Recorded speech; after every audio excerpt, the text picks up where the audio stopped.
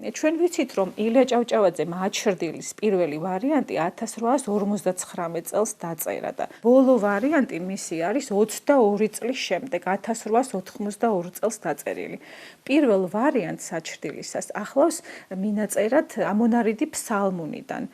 ბოლო ვარიანტი კი 22 წლის შემდეგ დაწერილს ახლავს სხვა ეპიგრაფი. ეს არის მიძღვნა, რომ ის საპროგრამო, ეგრეთ წოდებულ საპროგრამო ტექსტს უძღვნის პოლტარაცკის და ილია წინამძღვრიშვილს. მარად და ყველგან საქართველო მე ვარ შენთანა. მე ვარო შენი თანამდევი უკვდავის სული. შენთა შვილთ სისხლით გულის სრულად გარდამებანა. ამ გულში მე მაქვს შენი აწმყო, შენი წარსული. ეს ერთგვარი წამახალისებელი, წამაქეზებელი ჟესტი იყო ალბათ ილიას მხრიდან, რომ საზოგადო საქმიანობაში და მნიშვნელოვან აი ამ ბრძოლაში ჩაერთო მოღვაწეები და ესეთი გაეფართოებინათ საზოგადო საქმისთვის მოფიქრალ ადამიანთა წრე თავის ირგვლივ.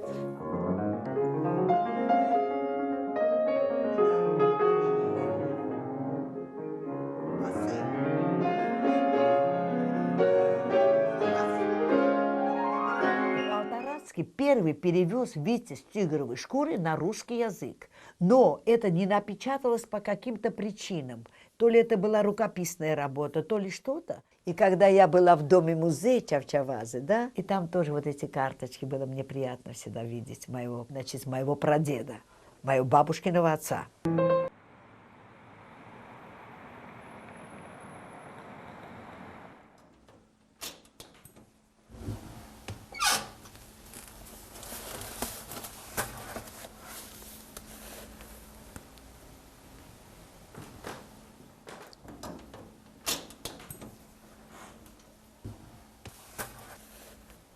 მუზეუმში არის დაცული თარგმანები ივანე პოლტარაცკის, ეს გახლავთ ვეფხვის ტყაოსანი და ვეფხვის ტყაოსნის თარგმანი ყველაზე უფრო დიდი რაოდენობითაა ჩვენთან დაცული. ბარათაშვილის მერანი, ეს პირველი ვარიანტი შავი პირის და შემდეგ გადათეთრებული, მაგრამ აქაც აქვს შესწორებები შეტანილი. აი ეს არის ილია კაცი ადამიანის ფრაგმენტი. და გარდა ამისა აქვს ილიას ლექსებიც და სხვა მოთხრობებიც აქვს თარგმნილი. ეს არის უკვე ყაზბეგის მოძღვარი.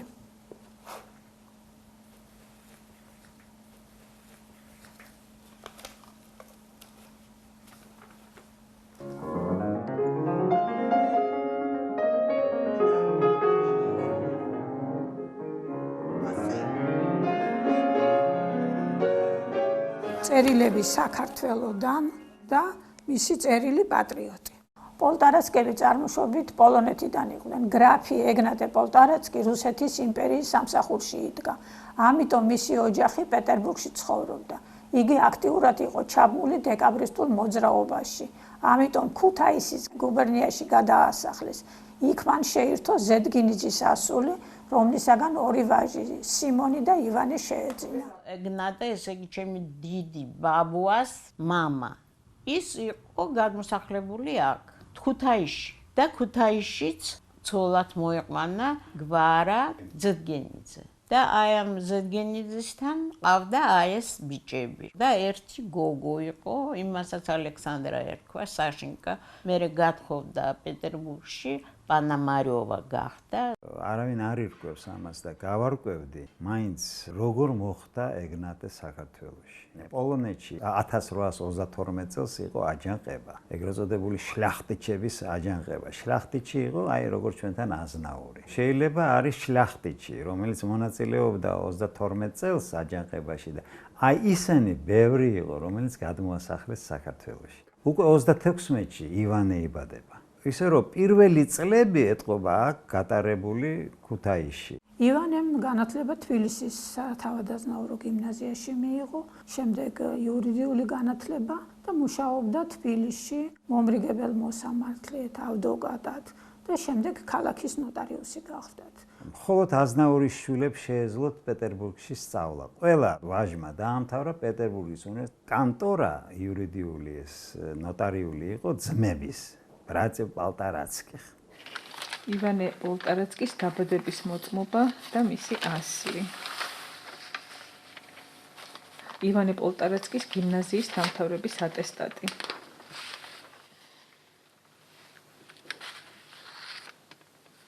ანას მეორე ხარისხის ორდენით დაჯილდოების შესახებ სიგელი და ამონაწერი ივანე პოლტარაცკის ნამსახურებითი სიიდან. მოიცავს 1875-დან 83 წლამდე პერიოდს.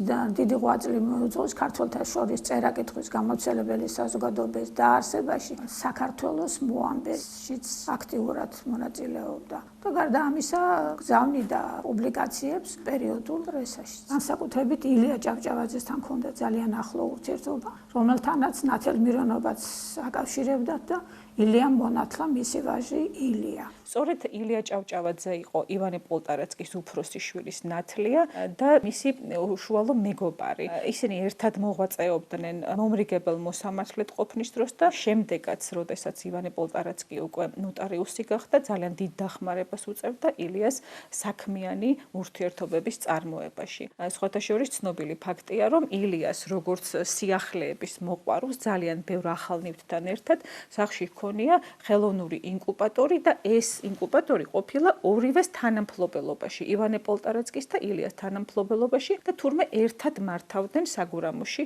ამ დანადგარს. ძალიან ახლო ურთიერთობა ჰქონდა ამ პერიოდის ქართველ მოღვაწეებთან.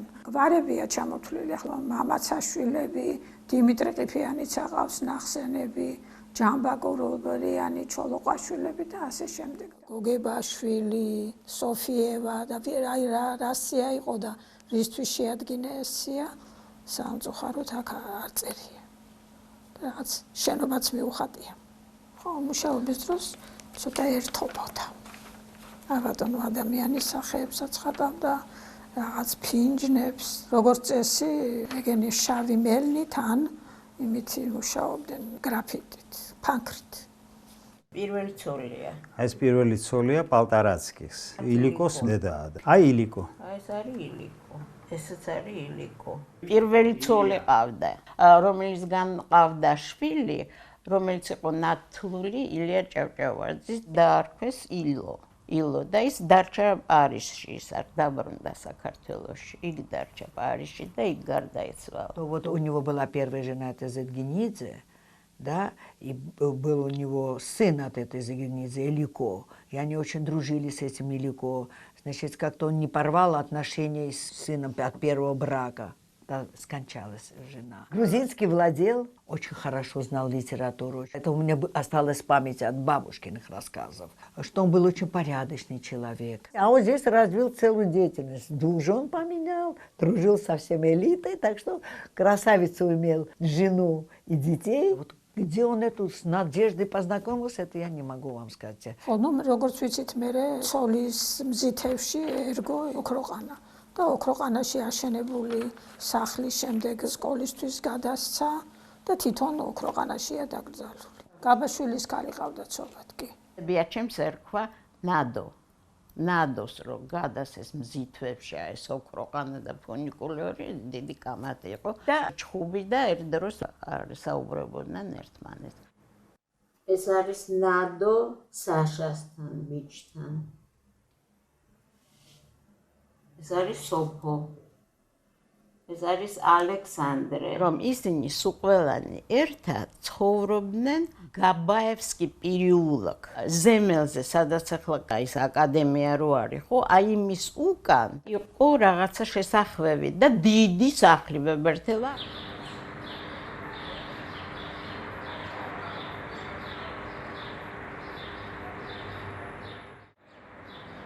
მაგალითად, ჩემი დიდი ბებიას ძმის ცოლი იყო ეკატერინე გაბაშვილი და ისიც იქ ცხოვრობდა იმ სახლში. ეკატერინე ხო იქ ცხოვრობდა გაბაშვილი? როცა ესე იგი ჩემი სიმამრის მამა გახდა სიძე, იქ დასახლდნენ. ჩემი სიმამრი იქ დაიბადა. რაღაცა 6 წლამდე თუ 7 წლამდე იქ იყო.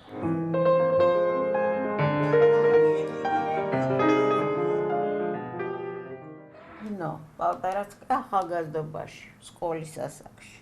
და ნინომ იქ დაამთავრა სკოლა პარიზში. მე ნინოს მერე მოდიოდა ელენე. ისიც იქ სწავლობდა და მე იყო უნივერსიტეტის პროფესორი, ფრანგულს ასწავლიდა, იმიტომ წყინვალით იცოდა ენა. მე მოდიოდა ბებიაჩემი და ბებიაჩემი სახში მარტო ფრანგულად საუბრობდა, მამაჩემისთვის ესე იგი ეს იყო დედაენა ისე რა ვთქვა. ბავშვობაში ესე იგი მასწავლიდა ფრანგულს, ფრანგულად მესაუბრებოდა. ჩემი დიდი ბაბუა უწევს ჩემ бебиას, Аникас уძახდნენ. А я тебя поздравляю, ты пошла в школу, хорошо учись, следи за своими сестричками, радуй меня своими успехами. Зрунвელი და მოსიყვარულე мама იყო. მაგრამ რატო გავუშვა მთელი ოჯახი 6 წლით პარიზში? ეს არის ჩვენი ოჯახის საიდუმლოება, ჩვენ სულ საუბრობთ ამაზე.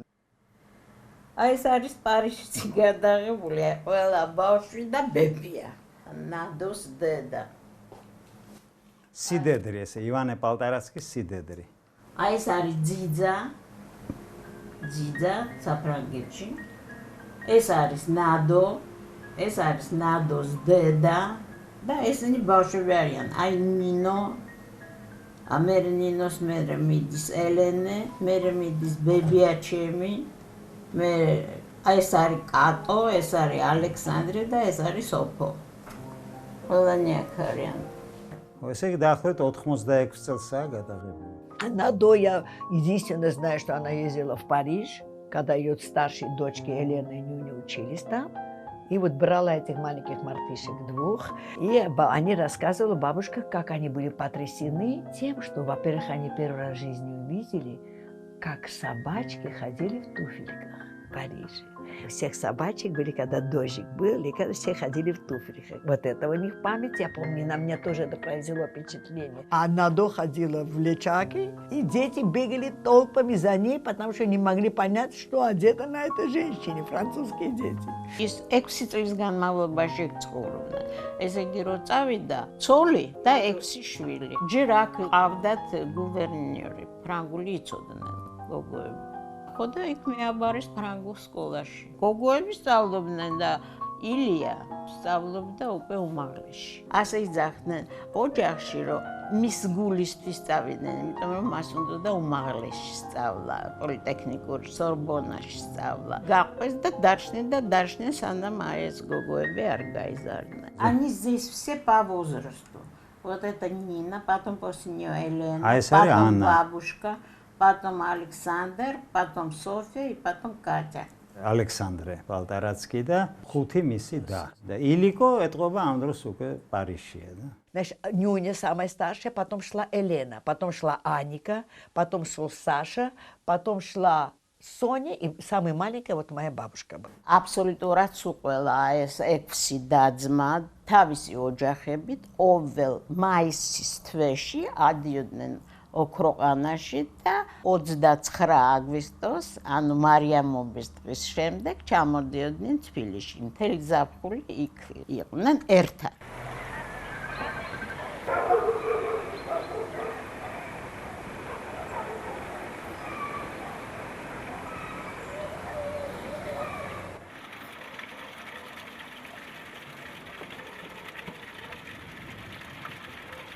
ეს იყო ცენტრი ოქროყანის.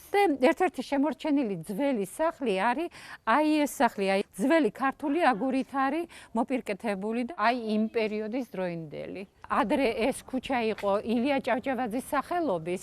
დღეს ამ ქუჩას ექვთიმე თაყაიშვილის სახელი აქვს. მთლიანად აი ეს უბანი, რასაც კი ახლა ხედავთ, ეს იყო პალტარაცკების ნადო გაბაშვილის სამზითვო და რასაკვირველია პალტარაცკის ეკუთვნოდა ეს ყველა მიწები.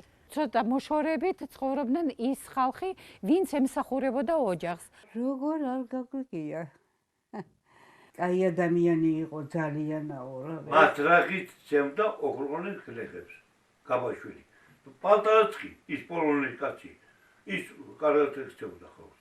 ეგრევა გაგებული თავის ხმებს ესე ვთქვათ რა და ის პალტარაცკი კარგად ექცეოდა ეს ვიცი კარგად ექცეოდა თუნდაც რა კი აი ეგერ ქვაფენილია ხედავთ ეს ძველი დაგებულია საერთოდ მანდ იყო მაგათი სამოსახლო ბატონების სახსეძანე ეს იყო გაბაშვილების მამული თავიდან და მერე გადასცეს პალტარაცკის ნოტარიუსი ყოფილა ხო ესე გვასწავლეს და ესე გითხრეს ნოტარიუსი იყო კარგად იხსენებენ და ტკბილად იხსენებენ პატივისცემა ჰქონდათ ყველასთან მეზობლობაში და ურთიერთობაში აგერ ბავშვებს უნათლავდნენ და ჩვენივრად 1-2 ადამიანი მონათლულის ყავდა ექთიმეს ნათლულები არიან, ვიცით უკვე აღარ არიან ის ხალხი, ექთიმე თაღაიშვილის ნათლულები არიან, 2 ახალგაზრდა ყავდა მონათლული, თავის სამეზობლოში, ქვევით, სადაც ცხოვრობდნენ თავის დროზე.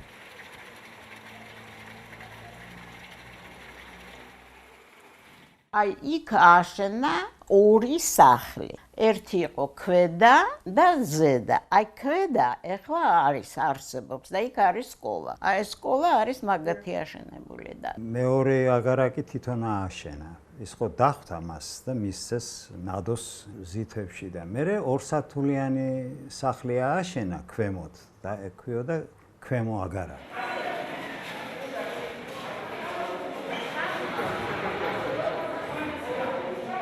სანამ ჩვენ ახალ სკოლას ავაშენებდით, აი ეს წლების მანძილზე აქ მოქმედი სკოლა იყო 8 წლიანი, 2 სართულზე 2 მხრიდან მიმავალი ხის კიბეებით. ძველი ხის შენობები რომ გვაქვს თბილისში. ზუსტად იმ ფორმის იყო, შუშა ბანდებში გაკეთებული. კიბები ადევდა ხისა, მერე ეტაჟი იყო პირველი სართული, და მეორე სართულზე კიდე ხის კიბები ადევდა.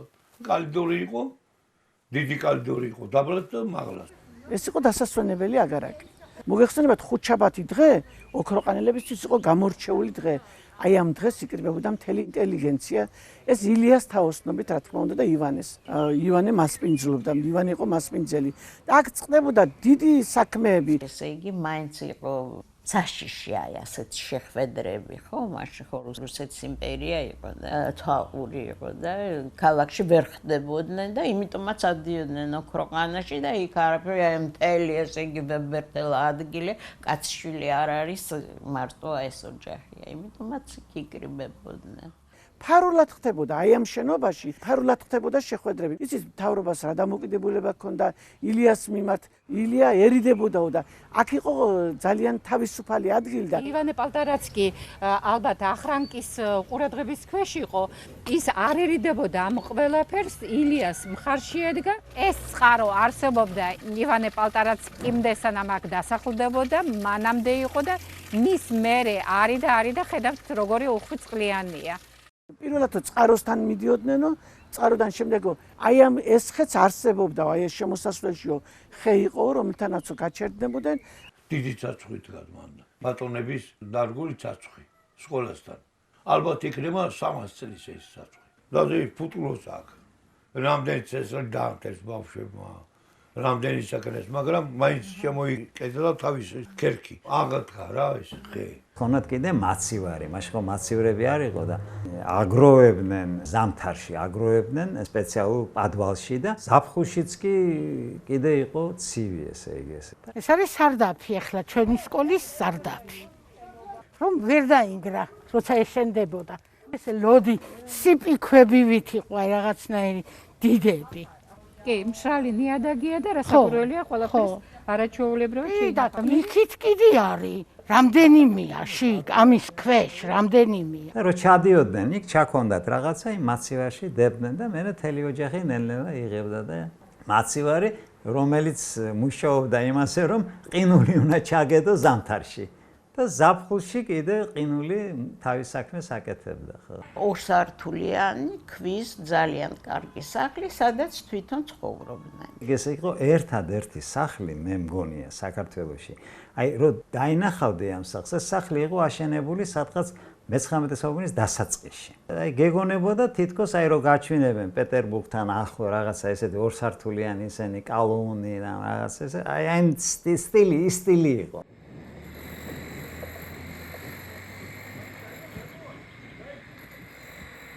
პალტარასკების სახლი ეხლა რო სასტუმრო არის, იქ იყო. ხევილური ეხლა მან სასტუმრო არის აშენებული ახალი. ძველებური აშენებული ბალკონიანი სახლი იყო. ხის აივანი ჰქონდა გაკეთებული. ხო, მე აგარაკებად გადაკეთდა ესა. ხო, სართულიანი იყო, დიდი შენობა იყო. აი გადამწვანებული და ძალიან ბევრი ხე იყო, იდგა. ძალიან ბევრი. მუხაც ადგას, რცხილაც ადგას, იქით მხარეს. ხულმა, ისიც ხულმის ხე უკვე გამხმარა. აქ სულ მაყვალი იყო აი ესე. ძალიან ლამაზი ადგილი, ძალიან ბევრი ფრინველი იყო. საცხვია, კოპიტია. ჩვენ თვითონ ხედავთ, უძველესი ხეებია, წვიმაში და თოლში და კარში ერთი იქეთა გადაჭეხილი, მეორე აქეთ უკვე ფესვი აქვს დაზიანებული. ისედაც ეთყობა, გადავარდნილებია ქვეყანაიდან. შარშან იყო ძალიან დიდი თოვლები იყო აქეთ. ვერიან ბაბუაჩემი, ბებიაჩემი და მამაჩემი 1906 წელს. ივანე ნიჟარაძე, ანა პალტარასკა ნიჟარაძე და ალექსანდრე ნიჟარაძე მამაჩემი და აი ეს ჯვარი. სინამ შუშკაი. ესე იგი ალექსანდრია და ბებია.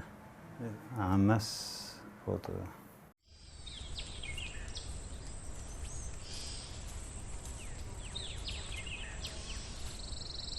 ზეპირად იცოდა სიმამა სად რა იყო. როგორც კი გავიღვიძებდიო და დაივლიდა ესე იგი ამ მიდამოს და უყურებდა რა მომწიფდა, რა ის არის. ჯერ ამ ლეღვს ვიწყებდიო, ამ ლეღვის ჭამას ადრე მწითობდა, მე იქ მივდიოდი, იქ ჭამდიო და სადღაც ყურძენი, სადღაც რაღაცას მოკრიფავდა, მე სახშიც წაიღებდა და ნუ აი ესე სეირნობდა ესე იგი.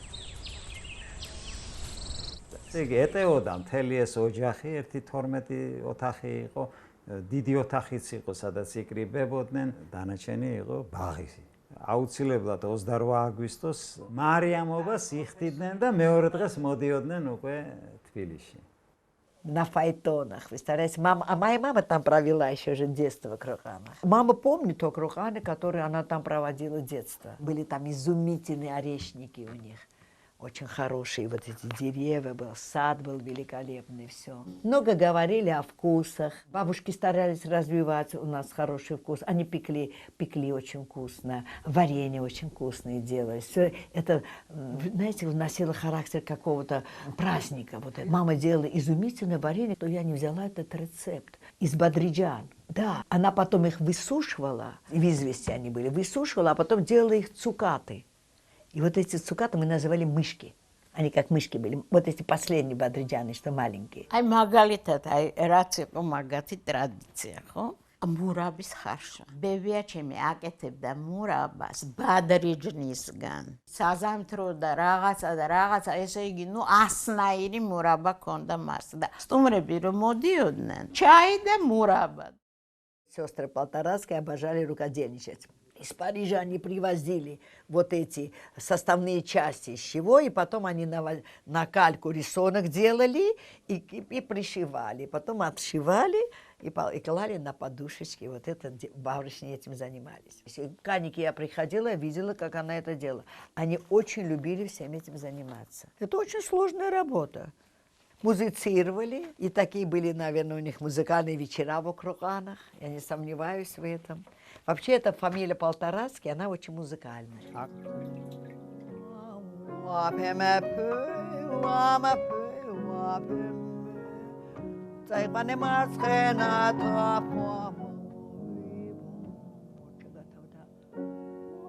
Слушай все аккорды до конца, дослушивай. Пим-пам, переход тоже слышай. Каждая барышня считала, что она должна обязательно уметь рисовать. Вот это, значит, Нюня. Здесь даже написано Нина или Нюня. И написано внизу Нина. მისი სახლის სახელი იყო ნიუნია. ნინო რო დაბრუნდა, მაშინ ხო, ну, ილია მეგობრობდა ჩემ დიდ ბაბუასთან, ხო? და მოიყვანა ექვთიმე, გააცნო, იმიტომ რომ ნინო მოწონდა, ლამაზი გოგო იყო, განათლებული, უკრავდა გადასარევად, ხატავდა.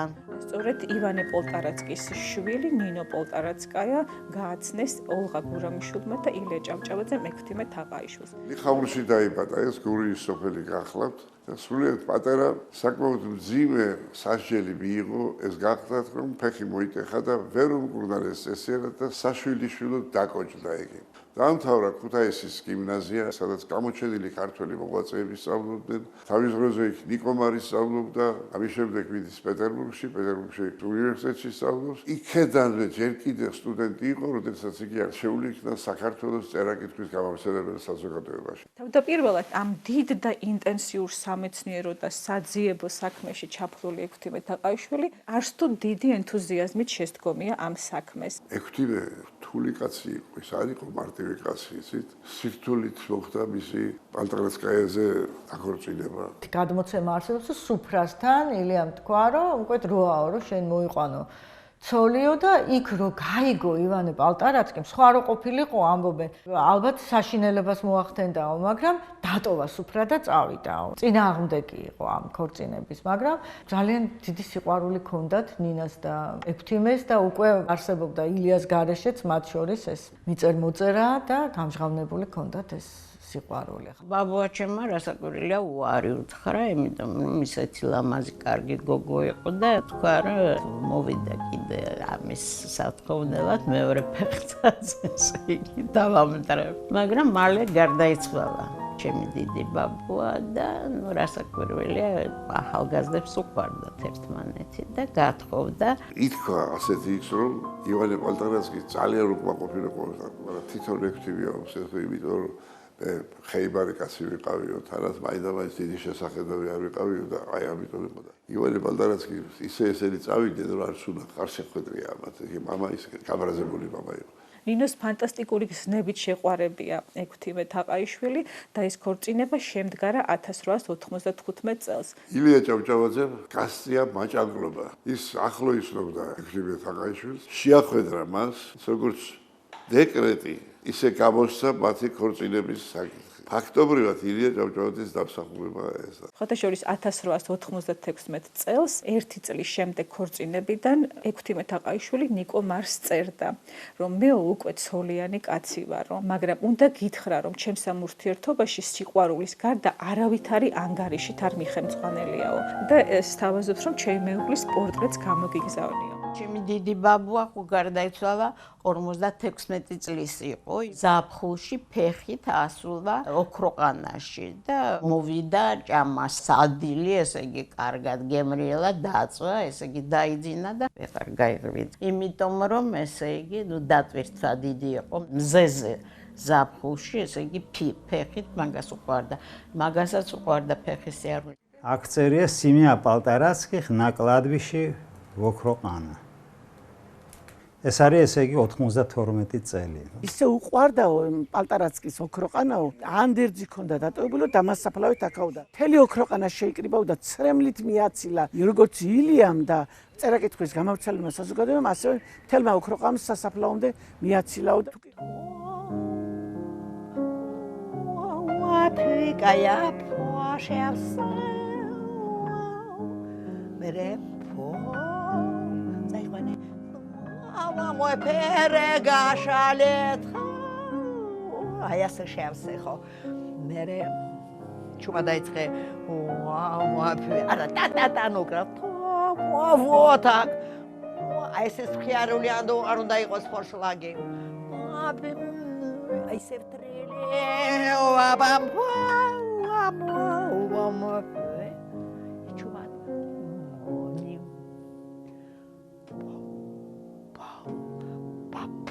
Temp.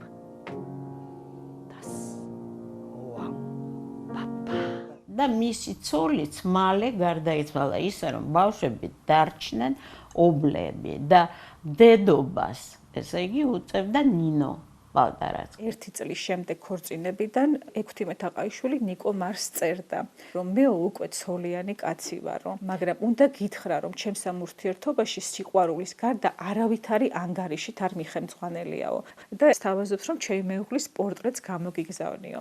შემდგომ, როდესაც ივანე გარდაიცვალა, ოქროყანის მამულების მეორვეთ ილიამ დააყენა ექვთიმე თაყაიშვილი. ექვთიმე თაყაიშვილი პატრონობდა ყველაფერს, და ისევე აგრძელებდა იმ შეკრებებს, რომელიც ტარდებოდა იმ სკოლის ტერიტორიაზე. მან სოფელს გადაცა ეს სახლი, რომ იქ გაკეთებულიყო სკოლა. ანუ ის დანიშნულება შეძინა ოფიციალურად უკვე ამ სახლს, რა დანიშნულებაც ჰქონდა ჩაფიქრებული თავდაპირველად ივანე პალტარაცკის.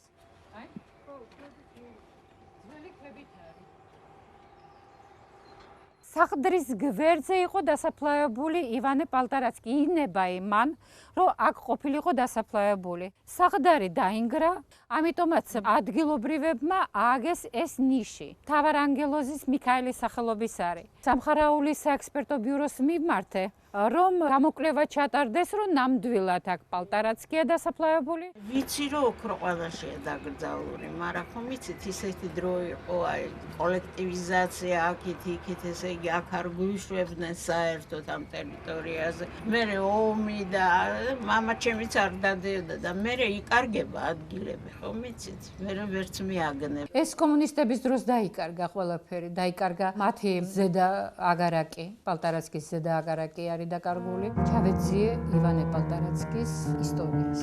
აღმოჩნდა, რომ ოქროყანა რომ არ ყოფილიყო. ბევრი ეტაპები, რომელიც ეხება საქართველოს დამოუკიდებლობას, არც იქნებოდა.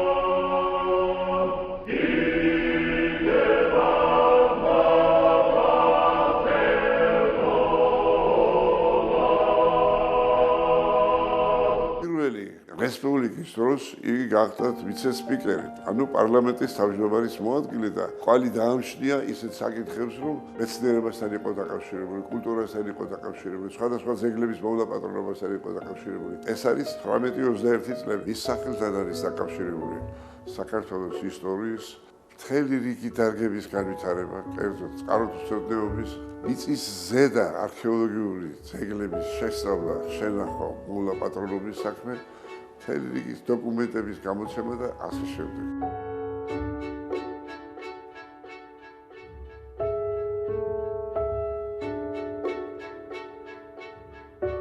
ეს არის პერიოდი 19 საუკუნის ბოლო, მე-20 საუკუნის დასაწყისი, როდესაც ქვეყანას საერთოდ უჭირს. ეს არის პერიოდი, როდესაც რუსიფიკატორული სისტემა ბატონობს მთელი სიგრძეს სიგანით. უჭირს ქვეყანას ეროვნული თვალსაზრისით. ის წერდა თავის ძმას წერილი მისწერა, რომ ესე იგი, როდესაც გამოვედი და ქვეყანაზე გავიხედე, არის უამრავი ძეგლი, რომელიც იღუპება და საჭიროა მოვლა მისი. ჩაფიქრდა იმაზე, რომ საჭირო იყო მუზეუმის დაარსება, საჭირო იყო სხვადასხვა საცავების მოწყობა, სადაც ამ სიძველეებს შეინახავდნენ.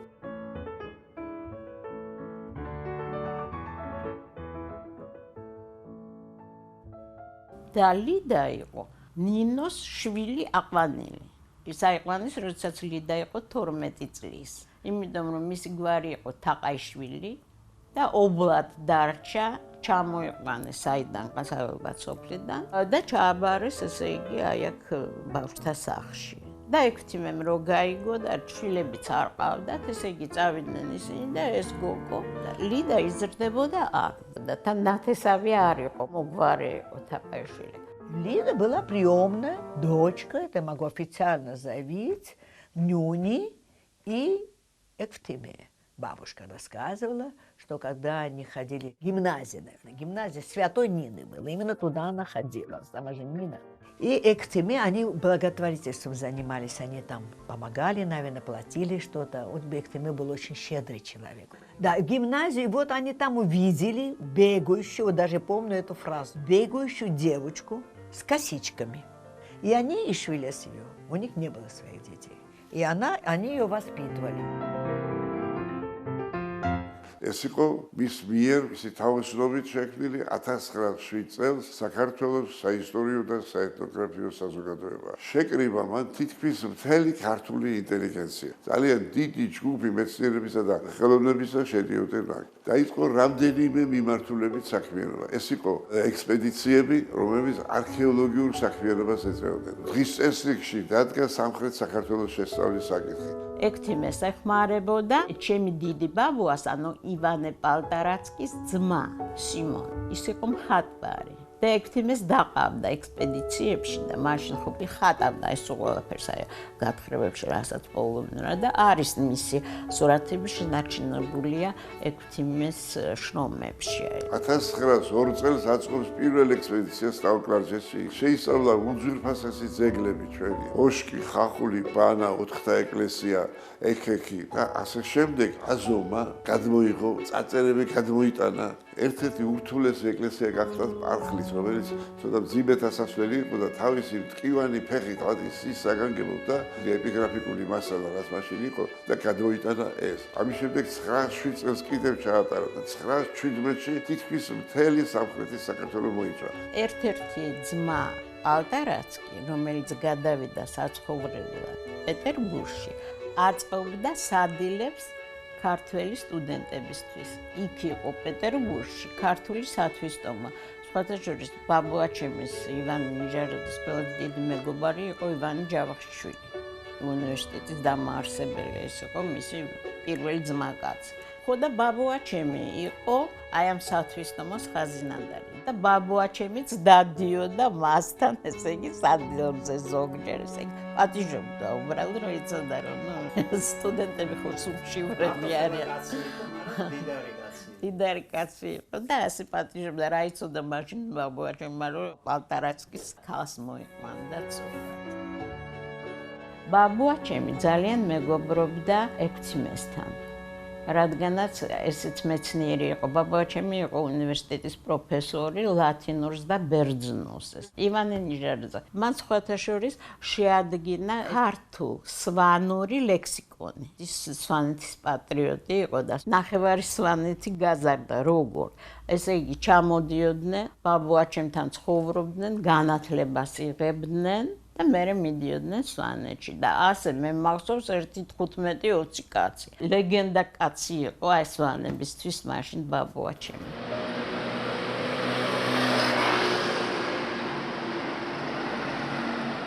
ბებიაჩემი ცხოვრობდა, აი სადაც ახლა ფილარმონია არის, იმის პირდაპირ, იმავე სართულზე, ანუ ერთ ბინას ქირაობდნენ ბებიაჩემის და ელენე. აი ვაშლოვაზე ცხოვრობდა საშა, ერთი ძმა ყავდათ საშა, ის ცხოვრობდა ვაშლოვაზე და ექვთიმე ცხოვრობდა იქვე სადაც ბებიაჩემი, იმავე ეზოში, ოსტავას ქუჩაზე, ფასადით აქეთ ქუჩაზე იდგა სახლი, სადაც ცხოვრობდა ბატონი ექვთიმე და ნინო, მაგათ ჰქონდათ კარგი ბინა და აი ასე ეზოში პერპენდიკულარულად ამ სახლთან ცხოვრობდნენ ბებიაჩემი და მისი და, ანუ სამი და ცხოვრობდა ერთ ეზოში, თავისი ქმრებით.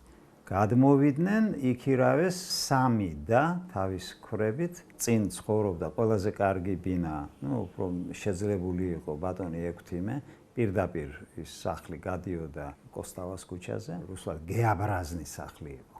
ეს სახლი მერე რატომღაც დაანგრია, ეთყობა ინგრეოდა და მერე ბერიამ კედელი ააშენა, ბუტაფორია იყო. გამოასახლეს ხალხი. 5 სართულიანი სახლი ააშენეს და მერე ააშენეს კიდე აი ეს 8 სართულიანი. ბატონ ექვთიმეს სახლი იდგა აი აქ, აი ამ ახალი სახლის მაგივრად. იყო 3 სართულიანი, მთელი მესამე სართული იმას ეკავა.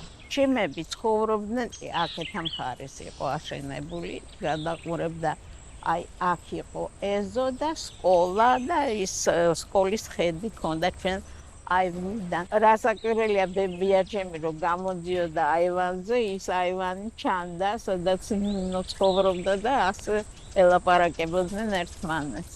პატარა ბაღივით აი იყო შუაში.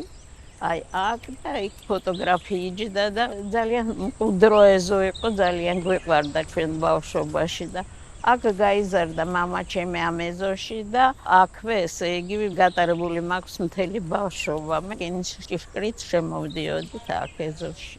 ყოველ კვირას როგორც წესი. სოლოლაკიდან მოვდიოდით აქ ბებიასთან და ბაბუასთან. ტრამვაით მოვდიოდით, ტრამვაი დავდიოდა.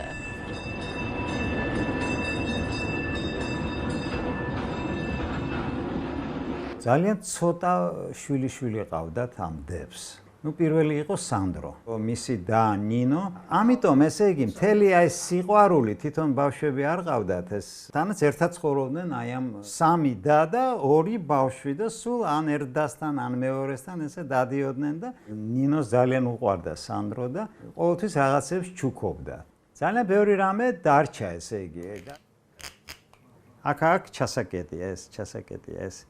შეიძლება გახსნა ან ჩაკეტო. აი ჩასაკეტია ეს. ეხლა არის გახსნილი. ეხლა გახსნილია. ხედავთ? აი ახლა მე ჩავკეტავ ამას. 6-ია დაბადებული ჩემი სიმამრი და ნუ ვთქვათ აჩუქეს ალბათ ერთი 10 წლის რო გახდა. ესეც აჩუქეს მამა ჩემს. ეს არის სამელნესთვის ჩასადები და ეს არის პენალი. ფანქრები და დროინდელია. და აი საბავშვო ენციკლოპედია, რომელიც ექვთიმე მაჩუკა მამაჩემს. ესე იგი და უთხრა რომ ისწავლეო და აი გაიგეო, ძალიან საინტერესოა. მე მთელი ბავშვობა იმას კითხულობდი, ისეთ კაი სურათებია შიგნით და ის კარგად არის ყველაფერი აღწერილი ბავშვური ენით და რაღაც. ძალიან ზრუნავდა, ესე იგი მამაჩემის განვითარებაზე და თან უფრო ტექნიკური განხრით. და მართლაც მამაჩემი ინჟინერი გახდა, მე დისერტაცია დაეწვა და მე გახდა ინსტიტუტის დირექტორის მმართველი.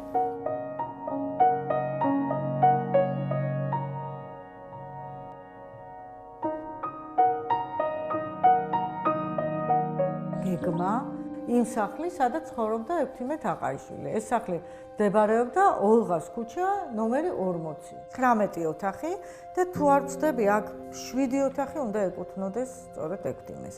ესე იგი არის შუშაბანდი, დერეფანი, ელენე პალტარაცკაიას და მისი მეუღლეს ნიკოლოზის ოთახი, შემდეგ კიბისუჯრედი, ივანე ნიჟარაძის ოთახი, სასტუმრო ოთახი, წინა აივანი, ალექსანდრეს ოთახი, სამზარეულო, აბაზანა და ტუალეტი, რკინის მრგვალი კიბე, საკუჭნაო, მოსამსახურეების ოთახი, სასადილო, ექვთიმეს კაბინეტი, სტუმრების მისაღები, ექვთიმეს და ნინოს ოთახი, ლიდას ოთახი, ოთახები, სადაც ცხოვრობდნენ სტუმრად ჩამოსული ნათესავები. აი ეს იყო ის სახლი, სადაც ეს ოჯახი ცხოვრობდა. აქ იყო ბაბუაჩემის კაბინეტი. სადილამდე ბაბუაჩემი კაბინეტიდან არ გამოდიოდა, იქ იჯდა. და მამაჩემი იჯდა თავის მამასთან და მაგათ ჰქონდათ გრძელი რაღაცა ლაპარაკი სადილამდე. სუფრა რო იყო გაშლილი, ბებიაჩემი უძახდა ბაბუას. ესენი გამოდიოდნენ მამაჩემი და ბაბუა აქ იჯდა, აი აქ იდგა მაგითა. ეს იყო ბაბუაჩემის ადგილი, ეს იყო ბებიაჩემის ადგილი, ჩვენ გარშემო ვჯდებოდით.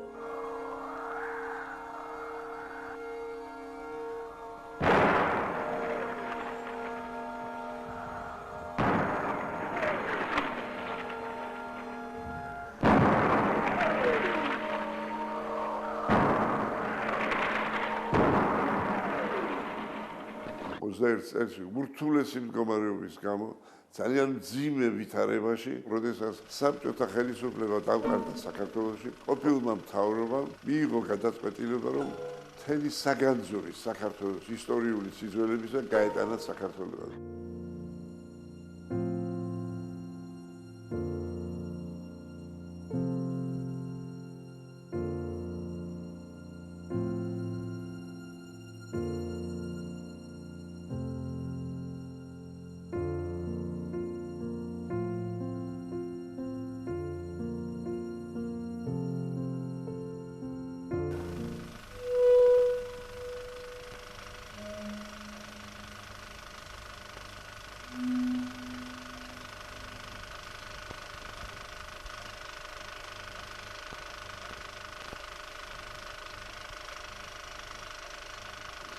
გაიბარა იმ დროინდელმა სახელმწიფოს ყოფილმა მეთაურმა უკვე შორდარიამ და ექვთიმე თაყაიშვილს თხოვა, რომ შევდოდა იყო მცველი და პატრონი აი ძეგლებისაო.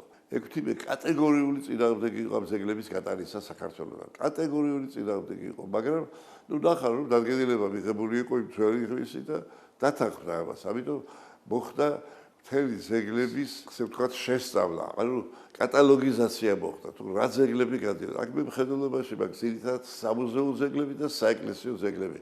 და ექვთიმემ სთხოვა და წინა დღეს უთხრა მამაჩემს, რომ წამოდიო ჩემთან, ანუ საქმე მაქვს შენთვის, რომ დამეხმარეო ფიზიკურად, ის ხო მაინც კოჭლი იყო და უკვე ხანში შესული.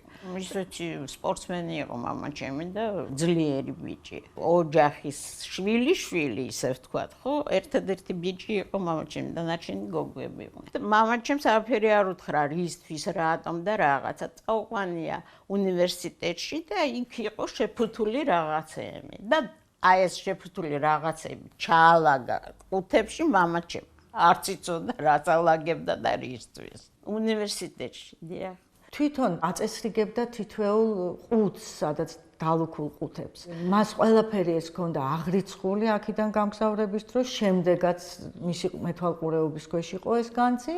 ცნობილი ფაქტია, რომ როდესაც დაავალეს ექვთიმეს, რომ უნდა სასწრაფოდ გამგზავრებულიყო განცთან ერთად, სარეცხიც კი დატოვეს გაფენილი. იმდენად სასწრაფოდ აი რაღაც პირადი ნივთების მოგროვებაც ვერ მოახერხეს მათ და აი ესე წავიდნენ ემიგრაციაში. რო დაინახეს, რომ ესე იგი სარეცხი გაფენილი აქვს ნინოს და არავინ არ არის აივანზე და რაღაცა ესე იგი ყოველ დილას გამოდიოდნენ აივანზე და ელაპარაკებდნენ, ესაუბრებოდნენ ერთმანეთს. და იმ დღეს არავინ რო არ გამოსულა აივანზე და გაგზავნეს მამაჩემი. იქ მამაჩემი მაშინ იყო 16 წლის. მივიდა და რას ხედავს, ბინა ღია, ნივთები, ტანსაცმელი რაღაცა არაფერი არ არის, ისინი სახლში არ არის, ნუ ეტყობოდა რომ ესე იგი ეს ხალხი წასულია. და ბებია ჩემი რო იხსენება, ისეთ ტირილი დაიწყო და მე აი აქ თუ იდგა ჩვენი სახლი, ბოლოში ელენა ცხოვრობდა და ელენას უთხრა რომ ნინო სადღაცა წავიდა, არ არის წავიდნენ და იმანაც ტირილი დაიწყო, ამკვეთ დიდი გოვა იყო. მოხდა გატანა ბათუმის საშუალებით.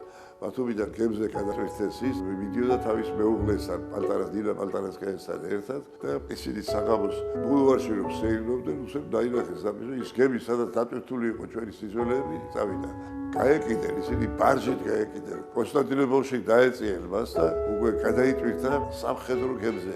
ბიენხოა ასეთი გემი იყო, იქ დაჯდა ექვთიმეს და რამოდენიმე ხნის საკმაოდ დიდხანს მოუწდა, რომ წყლით მისვლა მარსელში ჩავიდა ეს ძეგლი.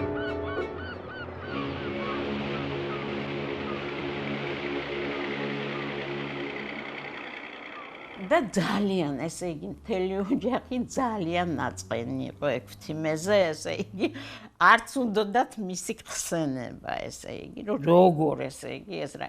იმიტომ რომ ძალიან შეკრული ოჯახი იყო ეს პალტარასკების, ამ დებს ძალიან უყვარდათ ერთმანეთს. ნინო ძალიან მაღალი მგრძნობელობით გამოირჩეოდა, ზოგადად ფაქიზი ბუნება ჰქონდა. ის ძალიან განიცდიდა პარიზში ყოფნისას საკუთარი ოჯახის ამბებს. ექვთიმე სულ უმალავდა, ან შელამაზებით და შერბილებით ეუბნებოდა დების და ოჯახის წევრების ამბებს და ესეთი ყველაფერზე რეაგირებდა, მგრძნობიარე ადამიანი იყო. ნინომ დიდი სამსახური გაუწია ექვთიმეს. ცნობილი ფაქტია, რომ ის პარიზის სინემაში 30-ზე მეტ ნაწარმოებს ასრულებდა. ერთი საღამოს განმავლობაში ექვთიმე გაკვირვებით წერდა იროდიონ სონღულაშვილს, ნუ თუ სადა აქვს ამდენი ნიჭიერება, რომ ის ამდენი რამ დაიმახსოვროს და დაუღლელად შეასრულოსო. ამით უმსუბუქებდა ყოფით მდგომარეობას, რომ ექვთიმეს მისცემოდა დაუბრკოლებელი შესაძლებლობა კვლევაძიებისა და პარიზის სხვადასხვა სამეცნიერო საზოგადოებაში ურთიერთობისა, კონფერენციებში მონაწილეობისა, საჯარო ლექციების ჩატარებისა და ამით დიდ სამსახურს უწევდა. ექვთიმეს და ნინოს უნდოდათ რომ მამაჩემს ესწავლა საფრანგეთში. და ყოფილიყო მაგათთან. თავის შვილები არ ყავდა და მამაჩემი როგორც თავის საკუთარი შვილი ისე უყვარდათ. მაგრამ მერე თქვეს, რომ სორბონაში არ არის უფასო ადგილი, უფასო სტუდენტისთვის და გადახდა ჩვენ არ შეგვიძლია გვიჭირს. აქ აურებს რასაკვირველია დედმამას, ჩემ ბებიას და ბაბუას უჭირდა რასაკვირველია. არ ქონდა შესაძლებლობა, რომ აქედან იქ გადაეხადათ ფული.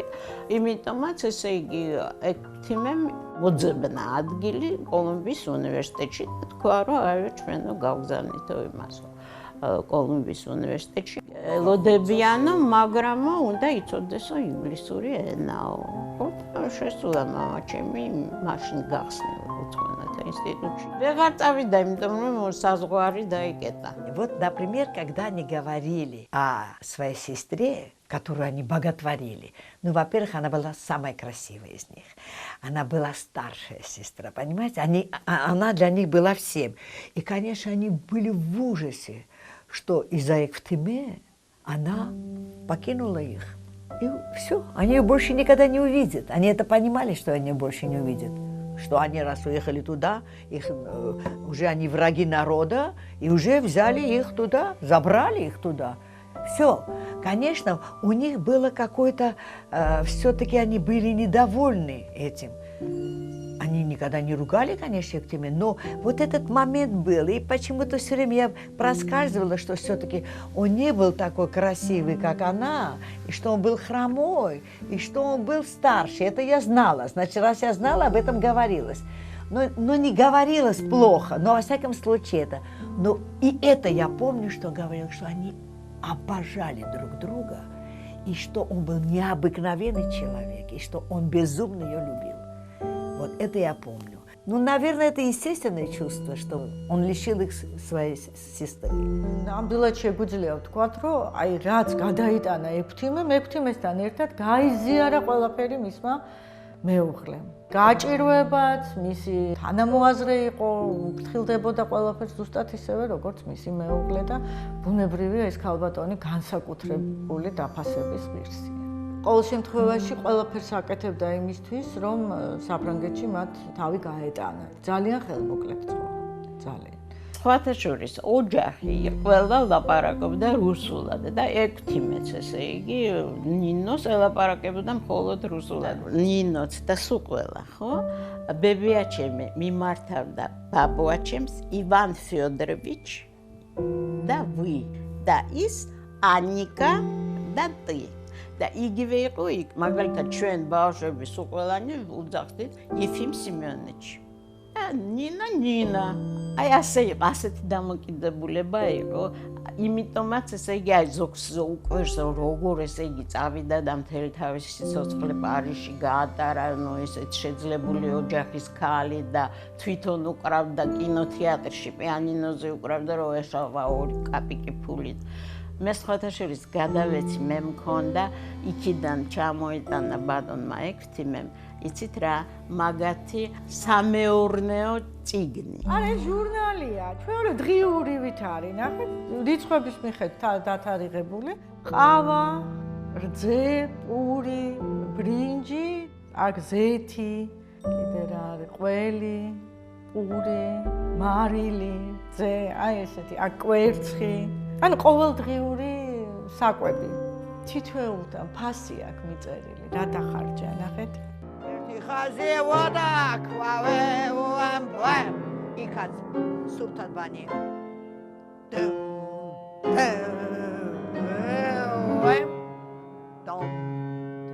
знаешь что? Вот всегда я помню, бабушка мне говорила, когда ты играешь трель, обрати внимание, что она не была бы сыграна одним звуком. Или начало бы должно быть тише, потом нарастать. Или в середине бурдзгник сделать, уйти. Вот так. Амас эхла рамохтеба амас. Бабушка, они все говорили, как жалко, что вот она умерла от голода фактически. Она от голода умерла, потому что она упала, у нее кость поломалась нога, она должна была питаться хорошо, на это же питание, на все же нужно какие большие деньги и все. А он несчастный доел коз. Ну вообще кошмар какой-то. და ერთი წელი ნინო იწვა მთელი წელი თითქმის 10 თვე იწვა ძალიან ცუდად იყო ხო წამოკრა ფეხი და ერთი წელი დაუღლელად უვლიდა თითქმის ერთი წელი დაუღლელად უვლიდა იქ თიმე ძალიან მძიმე დღეები გადაიტანეს მათ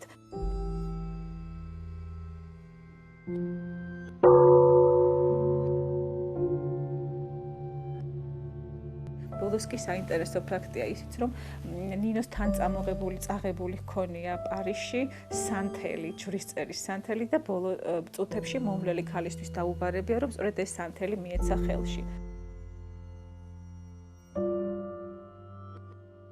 იროდიონ სონღულაშვილის წერილებში, რომლებსაც ექვთიმე თაყაიშვილისგან ის იღებდა ემიგრაციიდან, ის ამ წერილებში ყველაზე მეტია უყოლობა უქონლობის ფორმები, აი მაგალითად, უწიგნოთ, უმასალოთ, უსახსროთ, უსამშობლოთ და ყველაზე მწვავე ფორმა არის უნინოოდ, რომელსაც 1931 წლიდან ყოველთვის ხას უსვამდა და ყოველთვის განსაკუთრებით წერდა ექვთიმე თაყაიშვილი იროდიონ სონღულაშვილს და ბოლო წერილში ნიკო მარსაც. ექვთიმემ ვერ შეძლო ლეველში დარჩენა ნინოს გარდაცვალების შემდეგ და ის ტოვებს ლეველს და მიდის ერთი წლით ბრუსელში საცხოვრებლად.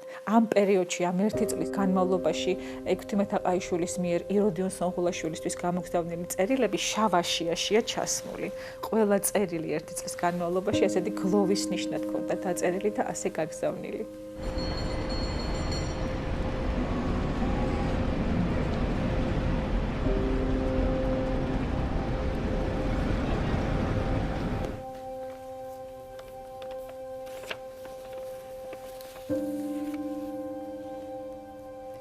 ამ წლის ივლისის 12-ს კვირას ნაშუადღების 4 საათზე ლევილის სასაფლაოზე ნინო ივანეს ასულის თაყაიშვილის გარდაცვალებიდან 5 წლის შესრულების გამო გადახდილი იქნება პანაშვიდი განსვენებული სულის მოსახსენებლად, რასაც პატივისცემით გაუწყებთ მეუღლე პროფესორი ექვთიმე თაყაიშვილი.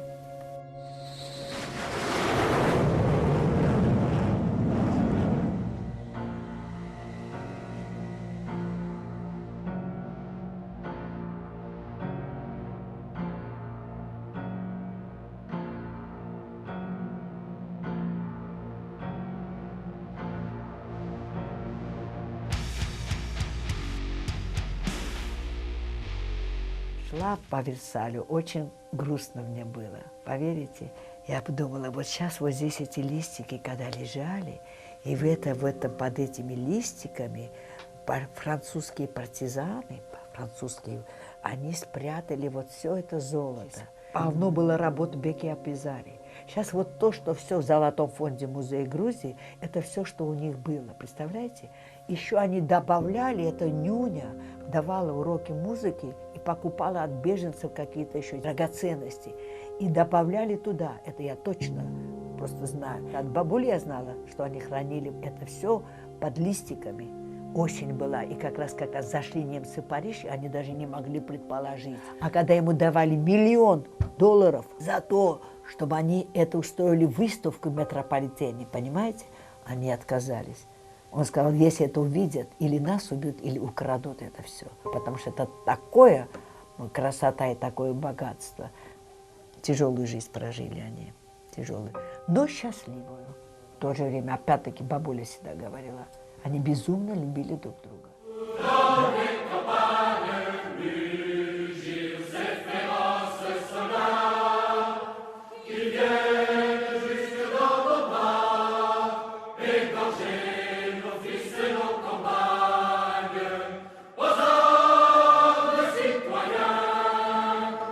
გერმანელები შემოვიდნენ. ფაქტობრივად გერმანელები პარიზში შევიდნენ. მეორე მსოფლიო ომი დაიწყო და მეორე მსოფლიო ომის დროს სტალინის ფიგურა გამოჩნდა. დაინიშნა ახალი ელჩი ვინოგრადოვი საბჭოთა კავშირისა საფრანგეთში. მან დაწერა საგანგებო მოხსენებითი ბარათი დეგოლის სახელზე. მივიდა, შეხვდა ელჩს და სთხოვა მას, რომ წარედგინა იგი დეგოლისათვის. აი აქ მოხდა სასწაული. პირდაპირ დაადო რეზოლუცია, რომ გადაეცეს საქართველოს და რატომ ის ემზადებოდა სტალინთან შესახვედრად და ეს პრეზიდენტი გააკეთა ქართველებისათვის, საქართველოსათვის გაითვალისწინა სტალინის ქართველო. ეს აშკარა გახლავდა. ომის პერიოდში დაიწყო ზრუნვა იმისათვის, რომ დაებრუნებინათ ეს განძი საქართველოში. დეგოლმა მიავლინა ადამიანები, ვინც შეისწავლიდნენ განძის საკითხს. და როდესაც თეირანის კონფერენცია შედგა, აი სწორედ იქ განუცხადა სტალინს დეგოლმა, რომ დაუბრუნებდნენ განძს. და გადაწყდა, რომ აი განძის საქართველოში დაბრუნების საკითხს უნდა სათავეში ჩადგომოდა სწორედ ექვთიმე თაყაიშვილი და მართლაც შეუდგნენ სამზადის. ეს განძი ინახებოდა სარდაფებში, ლუვრის საცავებში. ექვთიმე თაყაიშვილი უკვე საკმაოდ მოხუცი იყო იმ პერიოდში, როდესაც გადაწყდა განძის დაბრუნება. საბჭოთა კავშირიდან გამოაგზავნეს 2 თვითმფრინავი, ერთ თვითმფრინავში მოათავსეს ეს განძი, მეორე თვითმფრინავით გამოეგზავნნენ ექვთიმე თაყაიშვილი, შალვა ამირანაშვილი და პეტრე შარია. იყო ასეთი აკადემიკოსი შალვა ამირანაშვილი, რომელიც უნივერსიტეტის პირველი სტუდენტი გახდა და მესამე კურსზე იყო 21 წელს და მას დაავალეს როგორც მომავალ ხელოვნებად ცოდნის კატალოგი მას გაეკეთებინა და სია შეუდგენია მას მაშინ. ეს სია სამცალად გაუკეთებია. 2 ცალი რომ გააყოლა იმ ძეგლებს, ერთი თავისთვის ავიყვებია და უკვე თავის დროზე 45 წელს, როდესაც ჩამოტანა ხდებოდა, შეაჯერა აი ამ ძეგლებთან და ექვთიმეს იმდენად დიდი შრომა გაუწევია, რომ არამც თუ რაიმე დაკლებულა, არამედ პირიქით მოუმატებია კიდეც რაღაც ძეგლებს.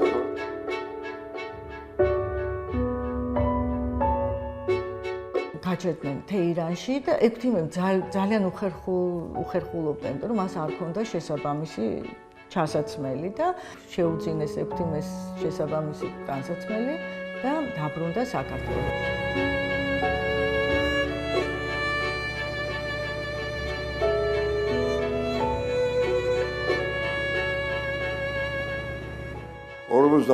წლის აპრილში ექვთიმე ჩამოვიდა საქართველოში, თვითმფრინავი რომ დაეცადა ჩამოვიდა წლის ექვთიმე დაეხო მიწას, აკოცა მიწას და შეღაღადა აკაკის სიტყვები. ცაფიროს ხმელეთზოლო ყოჩება სამშობლო ხარეო, სტეული დაბრუნებულან კურდანად შემეხარეო. ეს იყო დიდი ამბავი რა თქმა უნდა. ნუ აეროპორტში მარტო ლიდა შეხვდა, ლიდა და საშა. ჩვენ არ დაგვიშვეს აეროპორტში ან სადღაცა არა. ესე იგი ოფიციალურად შეხვდნენ და აბინავეს თბილისი რო არის სასტუმრო, თბილისში იქ ეკავა ერთი ნომერი. ექვთიმემ თქვა, რომ მე მინდა ნათესავების ნახვა და ვინ არისო თქვენი ნათესავი და უთხრა ვინც არის. და წაგვიყვანეს, ნუ მე წამიყვანეს ჩემმა მშობლებმა და იყო ბაბუა ჩემი, ბებია ჩემი არ დასულა. იყო საშა ძმა, იყო რასაკვირველია ლიდა, მისი ნაშვილები. მამა ჩემი, დედა ჩემი, მე, ირინას დედა, მამა, მე მგონი ბებიაც იყო, ირინას ბებია, ჩემი ბებია ჩემი არ იყო. ჩემი მამი და ნინო ნიჟარაძე. იტირან ვადმა ექვთიმემ რომ დაგვინახა ჩვენს უყველა. ცალ-ცალკე მივდიოდით, ვესალმებოდით და ნუ მე რასაკვირველია მაკოცა და ჩამეხუტა იმ პატარა ბავშვი ვიყავი იმ დროს ხო. პირველი ესე იგი რაც კითხეს, როგორ დაიღუპა ნინო და რა მოხდა და რო იხსენებდა ამას ყველაფერს, რასაკვირველია ტირო და ძნელი იყო მისთვის და გავხარდა ნახვა და სხვათაშორის პატივით შეხვდნენ ექვთიმე თაყაიშვილს ძალიან დიდი. კერძოდ, აირჩიეს საქართველოს მეცნიერებათა აკადემიის აკადემიკოსად, აირჩიეს თბილისის უნივერსიტეტის პროფესორად, მისცეს სამუშაო და გარკვეული პერიოდი ექვთიმე საკმაოდ კმაყოფილი გახდა. დაბრუნდა ექვთიმე თაყაიშვილი საქართველოში, მას დახვდნენ დიდი პატივით. დახვდნენ წარმომადგენლები ხელისუფლებიდან, მეცნიერები და შესთავაზეს ბინა. მაგრამ ექვთიმე თაყაიშვილმა არ ისურვა, რადგან აი სწორედ სადაც ახლა ჩვენ ვიმყოფებით, ამ სახლში ცხოვრობდა მისი შვილობილი ლიდა თავის მეუღლესთან ერთად და აქ ქირით დასახლდა ექვთიმე თაყაიშვილი. მან თავისი ოთახი დაუკავშირა ლიდას ბინას და მართლაც ის უვლიდა ექვთიმეს. უნივერსიტეტის პროფესორად აღადგინეს, მას ემსახურებოდა მანქანა, მძღოლი.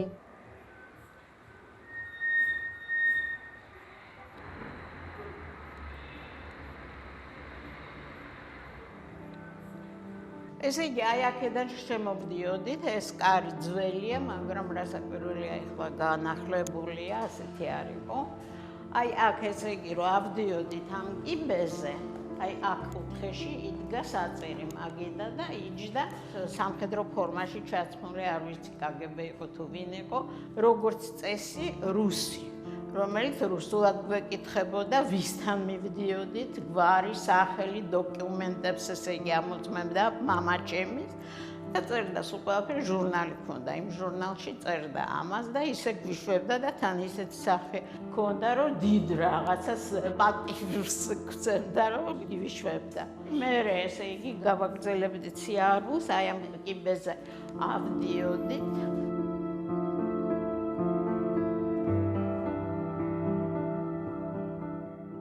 რატომღაც მახსოვდა, რომ აქ იყო მეორე სართულზე, მაგრამ თურმე უფრო ზემოთ ყოფილა. ხო და ახლა შევდივართ. აი ეს არის მისი სართული. პირდაპირ მარჯვნივ იყო ოთახი. აი ამ კარით შევდიოდით ოთახში. აი ამ კარით შემოვდიოდით და ნამდვილად ეს იყო ექვთიმეს სახლი, სადაც ის ცხოვრობდა, როდესაც დაბრუნდა ემიგრაციიდან.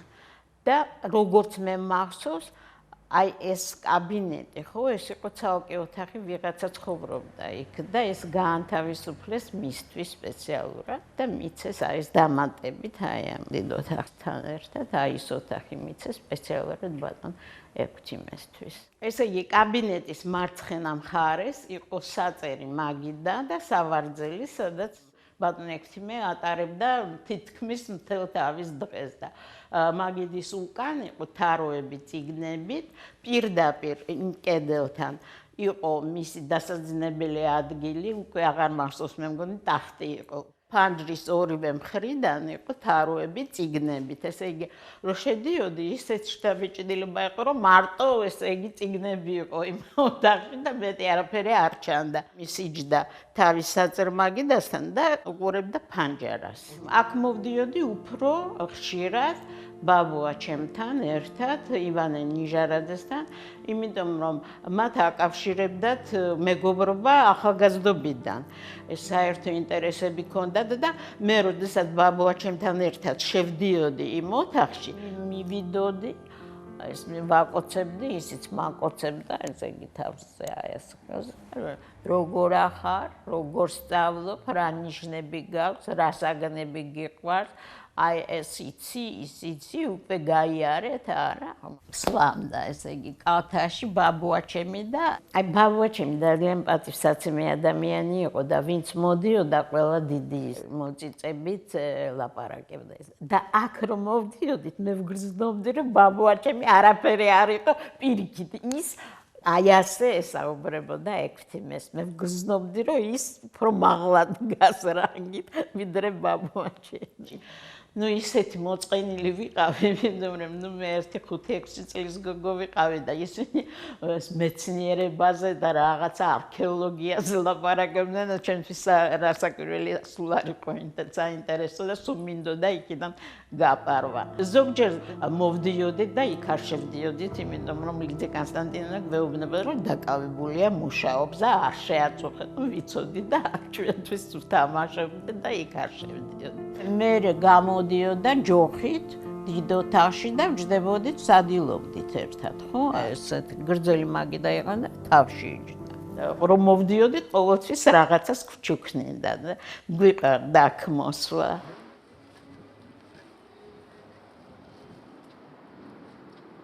და ექვთიმეს ყავდა მანქანა, თავისი მძღოლით. ეს მძღოლი იყო ლიდას ძმისშვილი. ნათესავი იყო. არ ვიცი რა ერქვა, მაგრამ ჩვენ ვდახდით ზორიკა, ზაქარია თუ რაღაცა. ის მანქანა სულ იდგა აი აქ ესე იგი ამ სახლთან. კარგად ემსახურებოდა, ფულს უხდიდა რასაკვირველია, ესე იგი დაქირავებული იყო. რაღაცა ხაკის ფერი იქნა. ნუ ეს ომის შემდგომი პერიოდი ალბათ. ეს მის საკუთრება იყო მანქანა. არავის იმ დროს არ ყავდა მანქანა, ეს იყო ძალიან დიდი რაღაცა, ხო, 40-იან წლებში. და მაგას ყავდა მანქანა. და რადგანაც ფეხი ჰქონდა მას დაზიანებული, მძღოლის გვერდზე რო არის დასაჯდომი, აი ის იშლებოდა და ის ფეხს დებდა იმაზე და აი ასე დადიოდა, იმიტომ რომ არ შეეძლო ფეხის მოგონება. ბატონექციმე უკან იჯდა და ეს ზორიკა მოდიოდა და ამ ფეხს აწერდა და დადებდა აი იმ წინა დასაჯდომზე და ბაბუაჩემი გვერდზე იჯდა და მე კალთაში ვიყავი და ეგ ბატონექციმე გვერდზე და ერთხელ თქვა რომ მოდით ოქროყანაში ავიდეთ ჩვენ და ვნახო ერთი რა არის.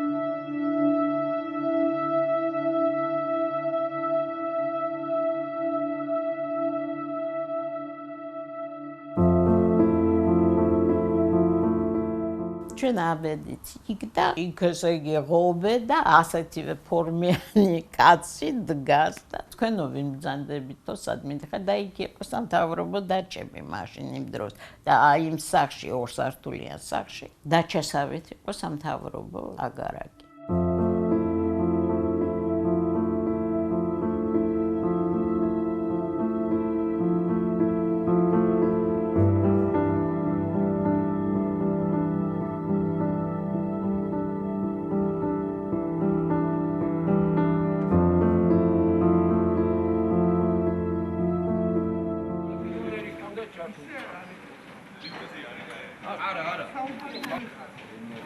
და არ შეგვიშვეს შიგნით. ისე ეწყინა ექციმეს, ისე ეწყინა.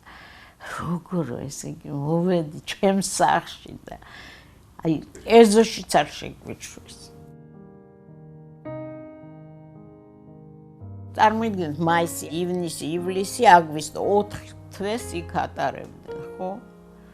ხო ახსოვს ის დრო ცოლი გვერდზე მთელი ნათესაობა მე ხალხი რა ხალხი ჩამოდიოდა ეგ მთელი ეს საზოგადოება ცნობილი იქ ატარებდა საზოგადო მოღვაწე ყველა იქ ადიოდა და ისინი იყვნენ პალტარაცკები ძალიან ხელგაშლილები და ძალიან ესეთი კეთილშობილები და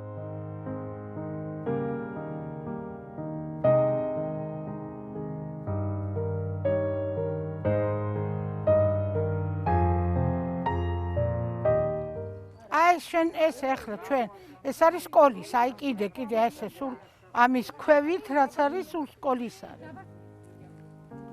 ბატონი ექვთიმეს დარგული ხე, რომელიც ამდენი წლის განმავლობაში შთამომავლობასაც კი იჩენს. აი აქაც გრძელდება მე აქედან არის ეს